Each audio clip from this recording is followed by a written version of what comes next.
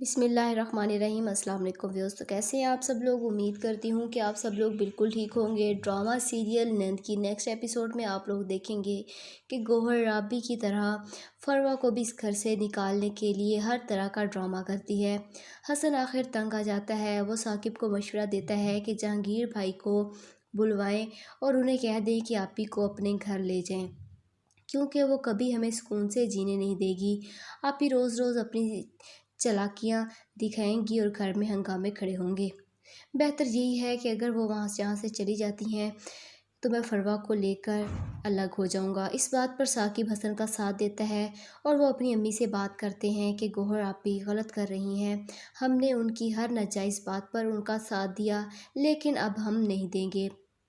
آگے آپ لوگ دیکھیں گے کہ فروا و حسن کی زندگی میں اپنی طرح برباد نہیں ہونے دوں گا۔ یہ سن کر گوہر کو تو آگ لگ جاتی ہے اور فروا کو دھمکی دیتی ہے کہ حسن کہیں نہیں جائے گا اس گھر سے۔ فروا بھی آگے سے جواب دیتی ہے تو آپ ہی چلی جائیں اس گھر سے۔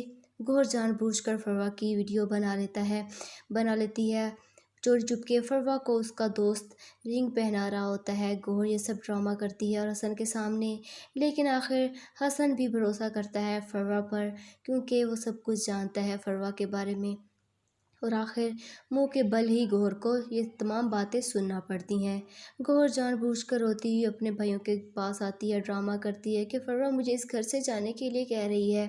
آخر رابی اور جہانگیر کا نکاح تو ہو جاتا ہے، وہ خوشی خوشی اپنی زندگی گزار رہے ہوتے ہیں۔ رابی اور جہانگیر آہستہ آہستہ ایک دوسرے کا ساتھ دینے لگتے ہیں اور ایک دوسرے کو سمجھنے لگ جاتے ہیں، لیکن رابی ابھی بھی گوہر سے خوف زدہ ہوتی ہے۔ جہانگیر رابی کو تسلی دیتا ہے کہ میں نے فیصلہ کر لیا ہے کہ میں گوہر کو طلاق دے دوں گا۔ آگے آپ لوگ دیکھیں گے کہ گوہر فروا کا سارا غصہ اپنے بیٹے پر نکالتی ہے کہ عمر اپنی دادی اور باپ سے ملنے کے لیے آتا ہے۔ یہاں پر رابی کو دیکھ کر حیران ہو جاتا ہے اور پوچھتا ہے کہ رابی مامی آپ یہاں پر کیا کر رہی ہیں؟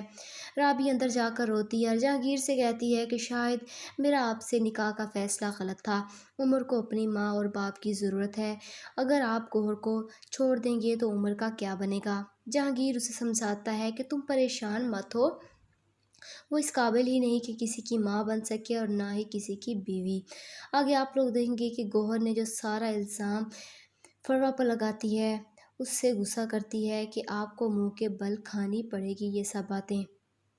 دوسری طرف آخر ثاقب بھی ان سے کہہ دیتا ہے کہ غلط تو آپ ہی کر رہی ہیں آپی۔ اس کے بعد آپ لوگ دیکھیں گے کہ گوہر تنگ آ کر وہ گھر چھوڑ کر چلی جاتی ہے اور دوبارہ جہانگیر کے پاس جاتی ہے اور گھر کی بیل بجاتی ہے تو بیل گھر کی خراب ہوتی ہے اور وہ جہانگیر کو فون کرتی ہے کہ کہاں ہو تم، دروازہ کھولو میں باہر کھڑی ہوں۔ جہانگیر یہ سن کر اس کی آنکھیں ہی باہر آ جاتی ہیں کہ آخر گوہر کہاں سے آ گئی۔ آخر گوہر کو اب اس گھر کے لیے کوئی جگہ نہیں ملے گی اور آخر نہ وہ اپنے بھائیوں کی رہے گی اور نہ ہی اپنے شوہر کی، اور یہ سڑک پر در بدر گھومتی پھرے گی۔ تو کیا لگتا ہے آپ لوگوں کو گوہر کا انجام یہی ہونا چاہیے؟ کمنٹ باکس میں ضرور بتائیے گا۔ تب تک کے لیے مجھے اجازت دیجیے گا۔ خدا حافظ۔